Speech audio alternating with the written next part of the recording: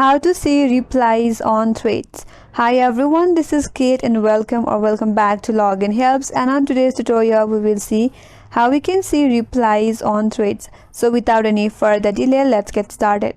First off, launch the Threads application in your mobile device and make sure that you're logged in now. If you want to view someone else's replies, then you have to navigate to their profile. Navigate to someone's profile and tap on their name.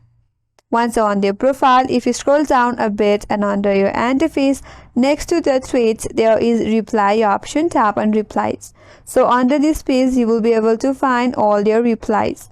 Now, if you want to see your own replies, navigate to your profile by tapping on the profile icon from the bottom right corner. Now, under your profile, again same thing. Tap on replies next to threads, and on this page you can find all your replies that you have posted. And that's all for this video.